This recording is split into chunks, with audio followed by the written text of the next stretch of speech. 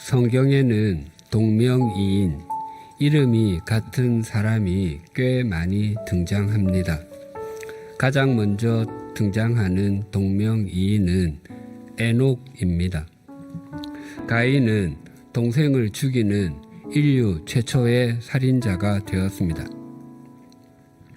그 후에 한 곳에 정착했고 태어난 아들의 이름을 에녹이라 짓고 그곳에 성을 쌓고는 그곳의 이름도 에녹이라 지었습니다.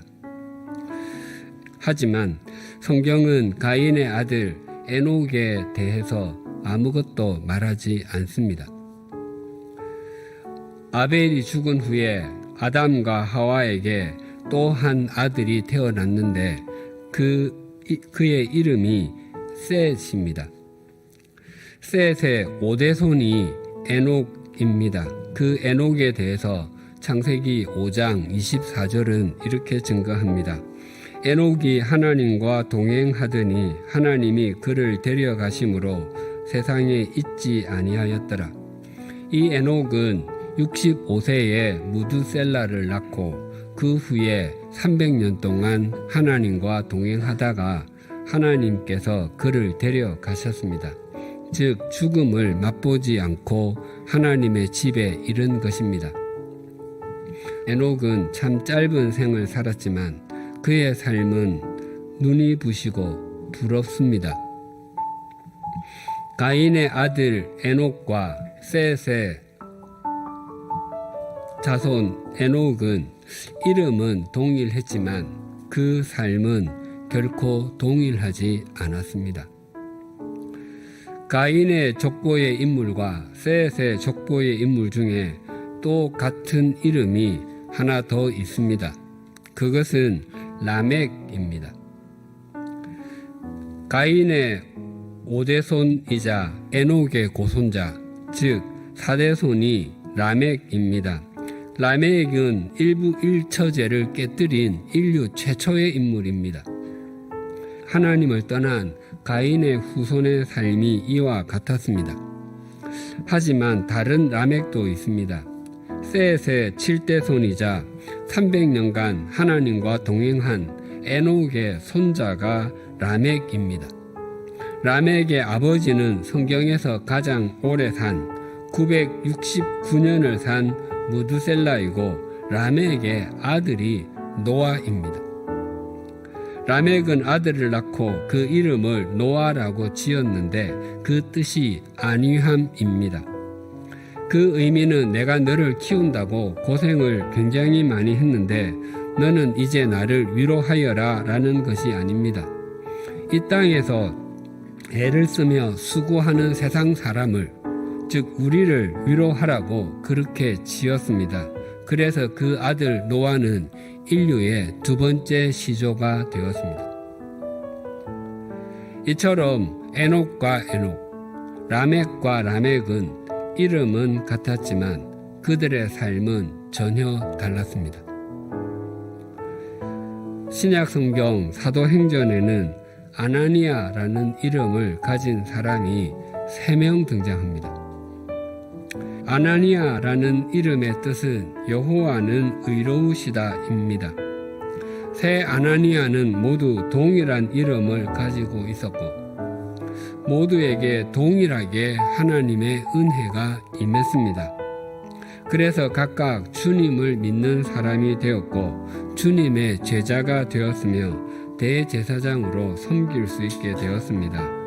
하지만 세 아나니아의 실제의 삶은 완전히 달랐습니다. 자신의 욕망을 따라서 산 사람과 자신의 기득권에 집착하여 가장 하나님의 뜻에 순종해야 할 사람이 가장 세속적인 가치관을 따라서 산 사람이 있었던 반면에 자신의 생각이나 감정보다 주님의 말씀에 순종하여 주님의 통로로 산 사람도 있었습니다. 예수님의 12제자 중에는 유다도 2명이 있습니다. 야고보의 아들 유다와 가룟 유다입니다. 유다는 당시 사람들에게 굉장히 널리 사용되는 이름이었고 자부심을 갖게 하는 이름이었습니다. 마카비 혁명의 지도자의 이름도 유다였습니다. 다데오 유다는 도마와 알페오의 아들 야고보 등과 같이 그가 어떻게 예수님을 따르는 사람이 되었는지 성경에 나타나 있지 않습니다. 학자들은 그가 원래 열심당에 소속된 사람이었기에 예수님께서 공생의 초기에 예루살렘 성전에 올라가셔서 소와 양과 비둘기 등 재물을 파는 사람을 내어 쫓으시고 돈을 바꾸어 주는 사람의 상을 엎으시고는 내 아버지의 집을 장사하는 집으로 만들지 말라라고 하신 일이 있었는데 그 모습을 보고 예수님을 따른 것이 아닐까 하고 생각하곤 합니다. 다데오 유다는 오순절에 성령 충만을 받은 후 유프라테스강 유역의 메사포타미아에서 하나님 나라의 복음을 전하다가 활에 맞아 순교했다고 전해집니다. 그는 예수님의 말씀대로 이 세상의 나라가 아니라 하나님의 나라를 위해서 살게 되었던 것입니다. 유다란 이름은 예수님 당시에 굉장히 유행했고 좋은 이름이었습니다. 그래서 예수님의 12제자 가운데 유다란 이름을 가진 제자가 2명이 있었고 예수님의 동생 중에도 유다가 있었습니다. 그것만이 아니라 다메섹으로 가다가 눈이 멀게 된 사울이 다메섹에 있는 유다의 집에서 머물렀습니다. 그런데 가룟 유다 이후로 유다는 배신자의 대명사가 되었습니다. 혹시 지금까지 만난 외국 사람 중에 유다라는 이름을 가진 사람을 본 적이 있으십니까? 아마 거의 없으실 것입니다. 이처럼 유다는 저주스러운 이름의 대명사처럼 되고 말았습니다. 예수님의 12제자 중 마지막 2사람 유다의 출발은 동일했습니다. 그 둘은 모두 주님의 부르심을 받았고 동일하게 12제자에 포함되었습니다. 하지만 그 삶은 같지 않았고 그 결과도 동일하지 않았습니다.